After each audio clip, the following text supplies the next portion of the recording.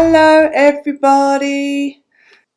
It's one of my little interview nights, and so I'm trying to kind of just get different nurses on here who are at different stages of having a business in lots of different kind of fields and backgrounds.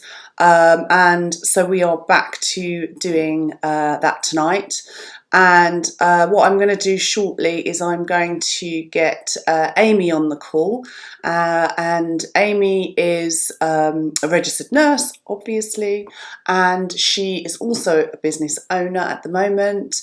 And she has a business called The Nurses Coach, and kind of does what it says on the tin, basically. So she coaches nurses from a variety of different backgrounds on kind of different aspects of their lives, basically. So we're going to have some fun, hopefully having a chat to her tonight and just kind of finding out all the who, where's, what, whys and hows. Yeah, hopefully you'll get something out of it, get some inspiration. And if you want to get in touch with her, we'll put some details up so that you can do that. Hello! Oh, headphones. How are you? You're good? I'm good, thank you. Yeah, how are you? Yeah, pretty good, thank you.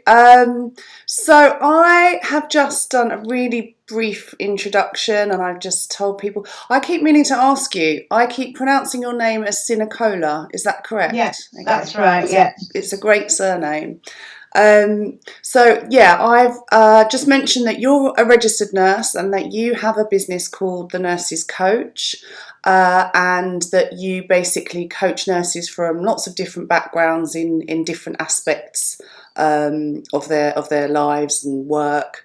And I also know that you were featured in Psychologies magazine for a while as Coach of the Month. Is that right? that's right. Yes, I did a series on self-sabotage, so how to get over self-sabotage, and it focused a lot on kind of using self-compassion to help us overcome that evil little voice in our head that tells us we're no good. Yeah, the little gremlins. That sounds a familiar thing for me.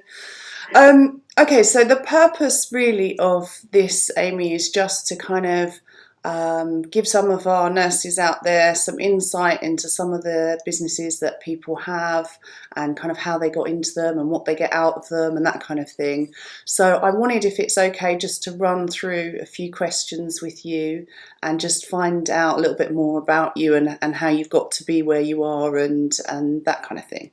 Yeah, that sounds great. I can't wait. So, okay, first question then. What I'd like to know is what's your nursing background so far? What's been the kind of run up to this? Oh gosh, so quite a range of experiences really. I mean, I trained in 1994. I started my nurse training and completed in 98. It was one of the kind of earlier degree programs at Oxford Brookes University. So I then kind of went from there working at the John Radcliffe in Oxford for a couple of years, and I went running around like a headless chicken on a general medical ward to then working in intensive care. Oh, wow. And then wanted to go and have a bit of an adventure, so did the whole kind of let's go and work in Australia for a bit. So travelled around and nursed in Perth in Australia, just did some agency work again in ICU at that time.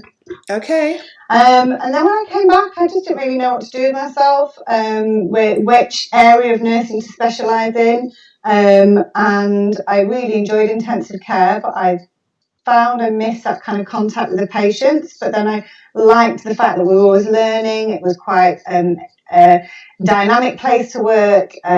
Team was good. There was a real kind of good camaraderie and structure between the kind of doctors and the nurses. So I found myself going into haematology because it seemed to have that mix of kind of really sick patients, but loads of patient contact, and the ability to develop relationships with people. And that's where I kind of found my nursing niche, if you like, and that was at London, so I worked there for a bit, and then moved up to Manchester for love.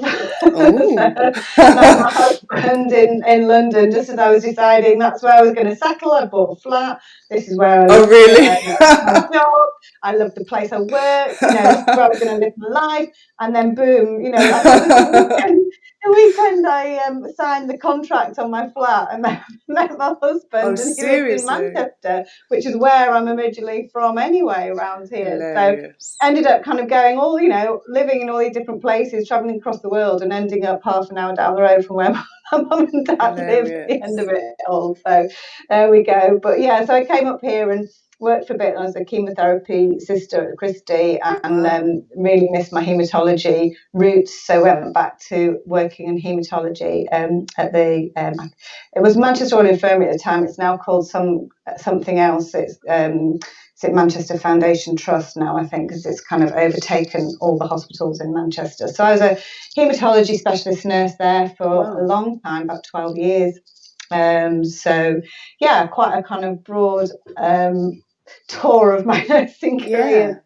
Yeah. So Yeah. yeah, done lots and seen lots. So it's been great. It's been really, really great. Yeah, cool. Yeah, I was going to say at the start, wow, an ITU nurse ending up like coaching seems, but obviously your journey is a bit more twisted and turned Yeah, than that. yeah. Oh, in the last year, I've also done a bit of lecturing at a university Fantastic. to undergraduate nurses and postgraduate nurses. So Amazing. that's been interesting as well. So yeah. So tell us then, leading on from that, tell us about the business.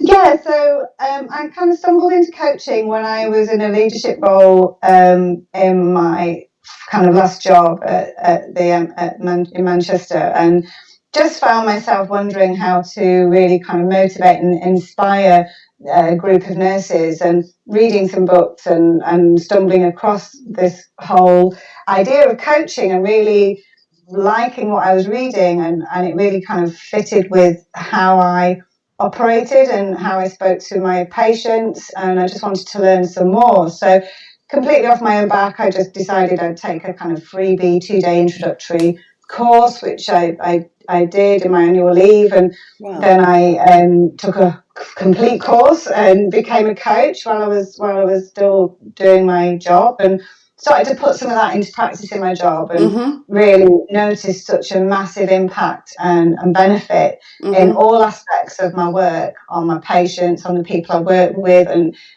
most importantly on myself, and how I felt and how I felt able to manage the challenges of the job. So it was really, really transformational, and I was so taken with it that I just wanted to be a coach. I think at the time I was being asked to be a little bit more kind of clinical in what I was doing, and I just Mm-hmm. wanted to go more down the route of supporting and coaching, rather than going and sticking lines in people and things like that. So Yeah. it was just time for me to do something else. And I always say I left my job not because I didn't like it. I would just fallen in love with something else that I wanted to do, which was a Right.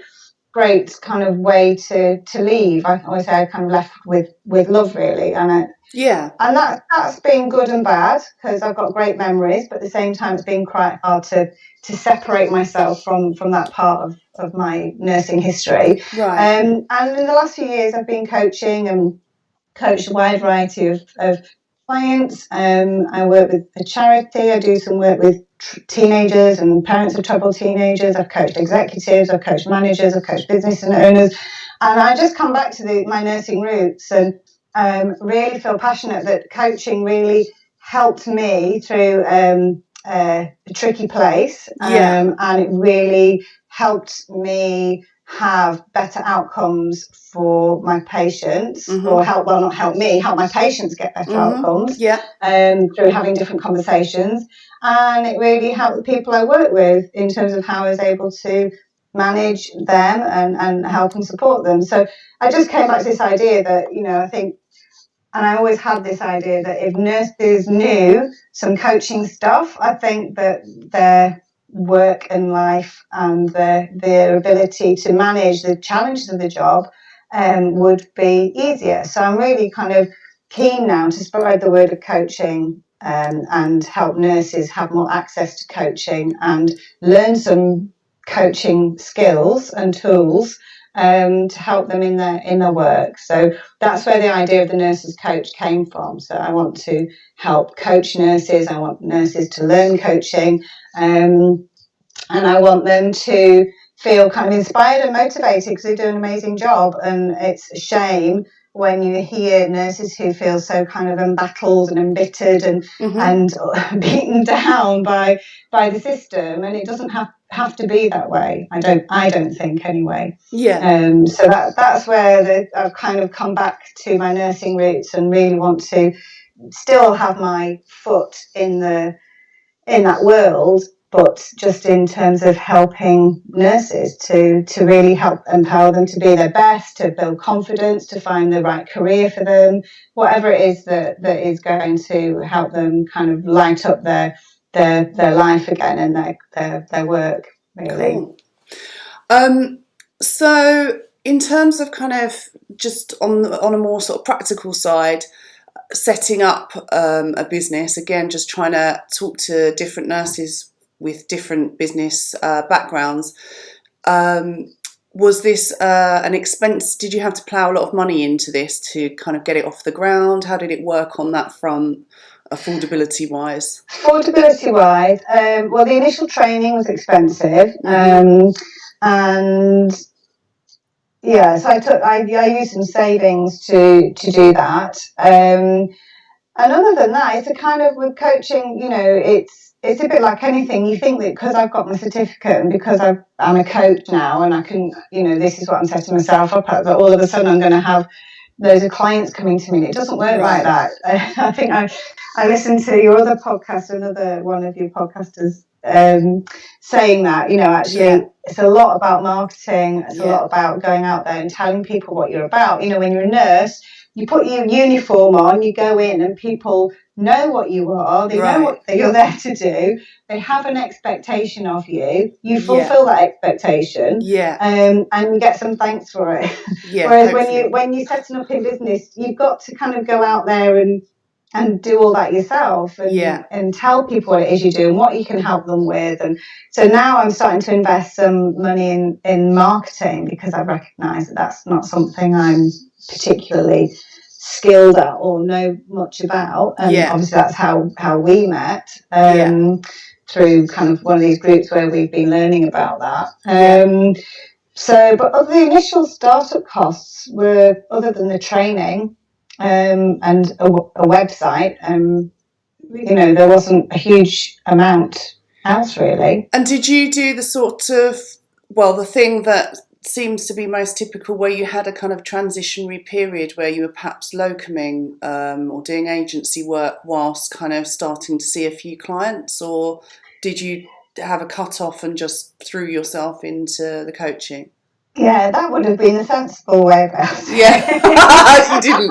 So no, I didn't do that. So no, I left. And to be honest, I like the boldness. Hey? I like the boldness. The boldness or stupidity. Yeah,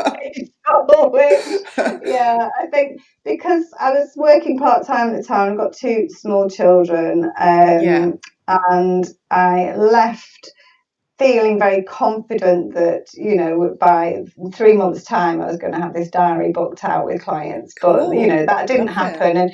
And then, life throws you curveballs, doesn't it? So my dad died suddenly, and that threw everything on its head. My motivation waned somewhat, we should say, as we went through the process of grief. And so that didn't help.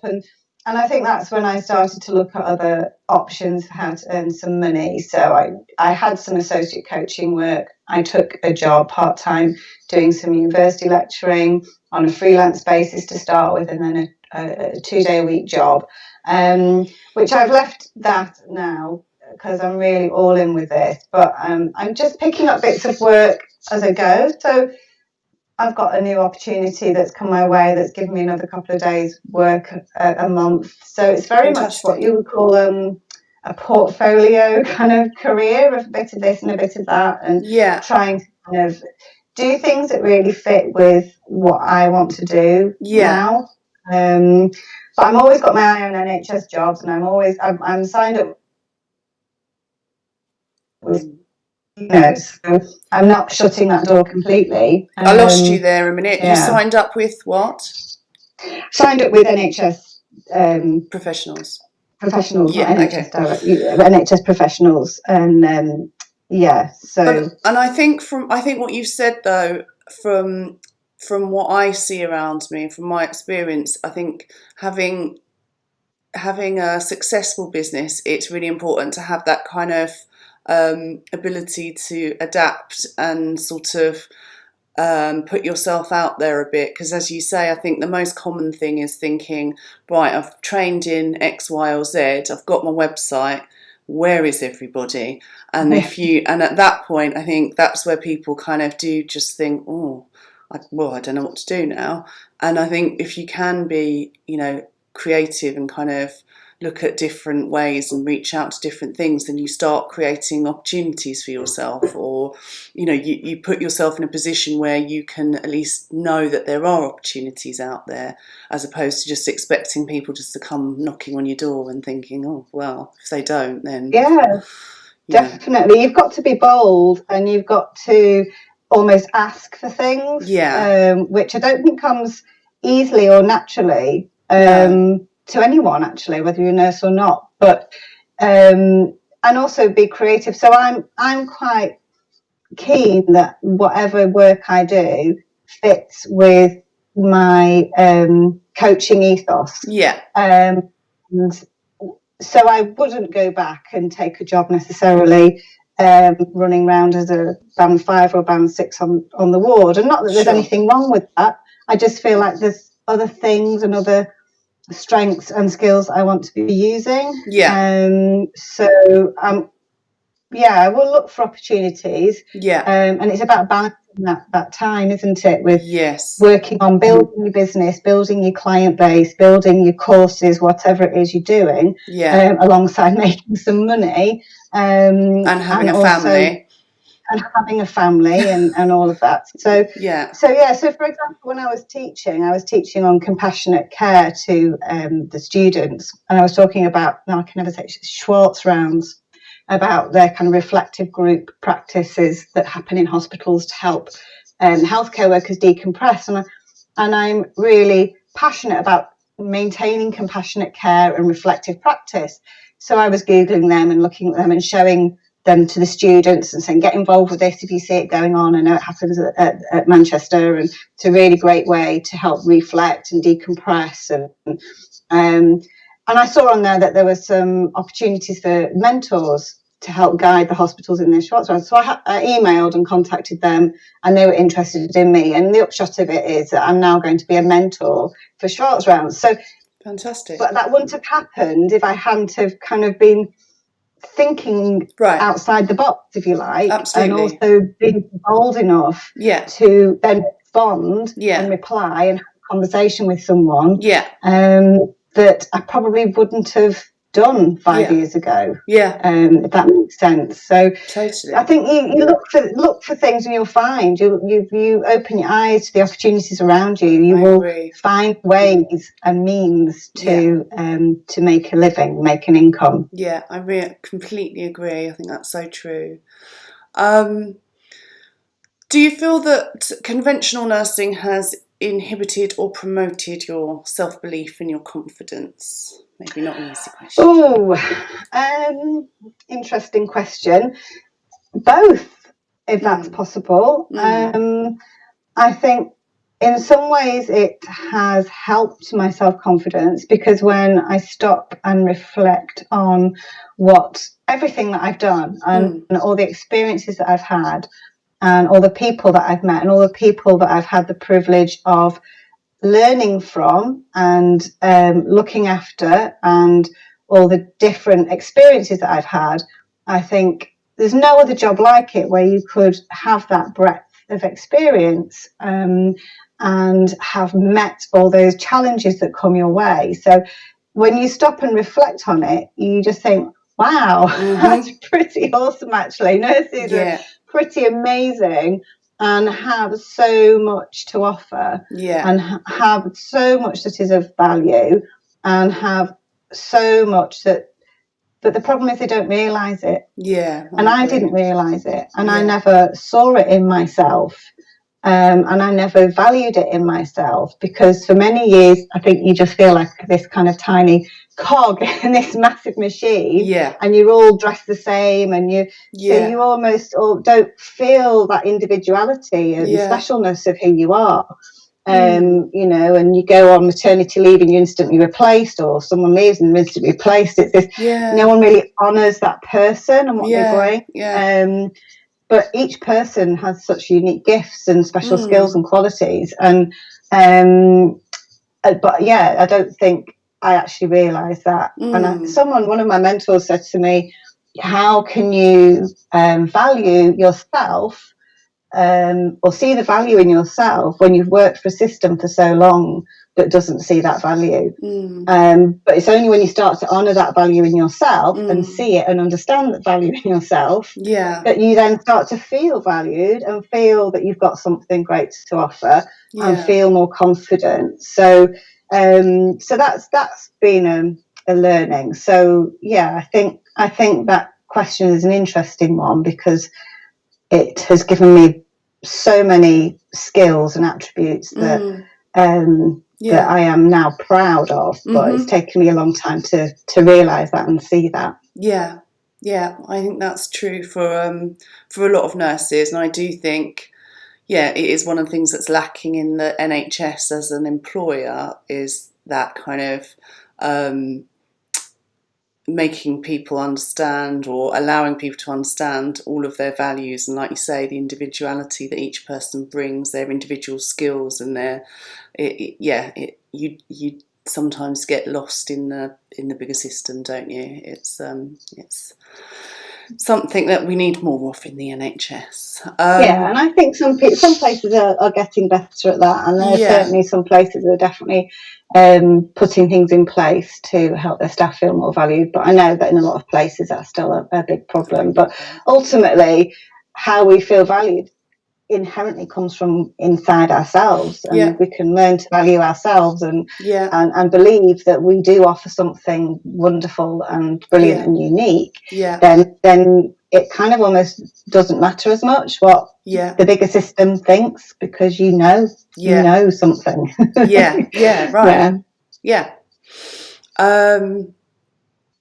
So regrets, kind of on your career pathway.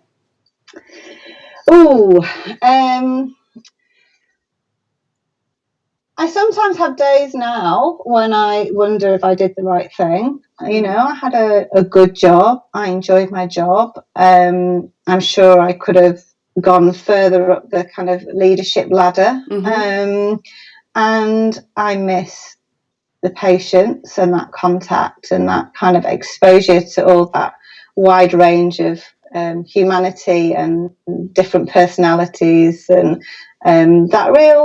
there's something special, isn't there, I think, about how you get to be part of someone's life for a small piece of it that you will often always remember, and they will too. And there's something special about that I do miss. But regrets. I suppose I wish, if I'd known, I wish I'd kind of had a bit more of a mentor. I think that might have helped me in my career, or a coach, along the way, to be a bit more intentional about my career and where I wanted to be and what I wanted to get out of it. You know, that might have meant that I trod a different path, but I don't really have regrets. It's all learning, and it's all stuff to kind of grow from. So no, I am doing what I love to do. I'm still able to serve and help. So yeah, it's all good. And who knows, you know, in the future I might find something where I feel I want to dabble back in the kind of patient care, but I'm not sure. We'll see. We'll see. See where life takes me. But no regrets. Can't live with regrets. What value would you say that having your own business has added to your life? I think it's that feeling of self-control, maybe. Mm-hmm. Almost that, I am the master of my destiny. I can make the choices depending on what's right for me. So if I choose to push on with my business, I can do that. If I choose to go and get another job back in the NHS, and I can do that. Mm-hmm. If I choose to go and do something completely different, and I do that. And I just think once you see those choices in front of you, it's like I don't know, it's like a wall being taken down. You can see the opportunities that are there. Yeah. So I think really I've met some amazing people. I've had doors open to me that I never would have imagined. I've met some inspirational people and have learnt an incredible amount over the past 5 years. And I'm excited for all the things I've still got to learn and all the people I still have to meet. So life and my work all of a sudden just seems so much more exciting, or there's so many more possibilities that I ever dreamed there would be. So that's exciting. I definitely think that's one thing about nursing, and it's not for all nurses, but I do feel like they can feel after a number of years nursing that there's that lack of kind of opportunity where you feel a bit boxed in. It's like you're meant to do X, Y, and Z, and if you grow and get to a point where you're interested in doing something different, it very much feels like you're boxed in, and like, how do I get out of that? And it is quite freeing to step out of it, isn't it? And as you say, realise that there are actually lots of different opportunities in life, and it's again, as you say, being master of your own destiny and working out what works for you. And it's frightening, but if you push yourself to stretch that little bit outside your comfort zone and see what's out there, and at the end of the day, you've got a choice, haven't you? We've all got a choice in what we do, and you can choose to stay where you are, and if that's what makes you happy and lights you up, then that's fine, isn't it? But if it's not making you happy and it's not lighting you up anymore, and it's making you miserable, or you hate the system you work in, or you don't agree with the work culture, you've got a choice. You have a choice. We're not short of nursing jobs and opportunities.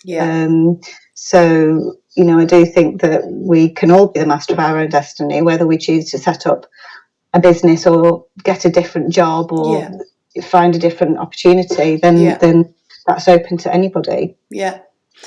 Do you know what the ultimate goal is for yourself? The ultimate goal. So, if I'm going to be really bold and put it out there, I would love to be part of a force for change in the healthcare system to try and get a coaching culture and coaching mindset out there into the healthcare system and within nursing, from the bottom up to the top. I just think it would make such a massive difference to patient care. It would make a massive difference to staff retention, well-being, how we communicate with each other, how we deal with conflict, how we deal with difficult teams. There's so much in there, and I want to be part of helping to push that into healthcare systems. So that's the big bold vision. That's a great vision. If I can help one nurse feel a little more empowered, a little more kind of motivated, a little more inspired, a little more self-confident, or a little more focused on where they want to get to in their career, then I'm happy. Fantastic, love it. And finally, what would you say? I think we kind of know this, but the key skill that you've taken from nursing that provides the most value in your business? I think it would probably be that ability to connect with other people. No matter kind of where they're from, it's that ability to connect and have empathy for and compassion for other people and what they're going through. Fantastic. Amy, that's all of my questions. Is there anything that I haven't asked that you want to say before I let you go? No, I could probably witter on about this for hours. So don't give Oh. me that opportunity.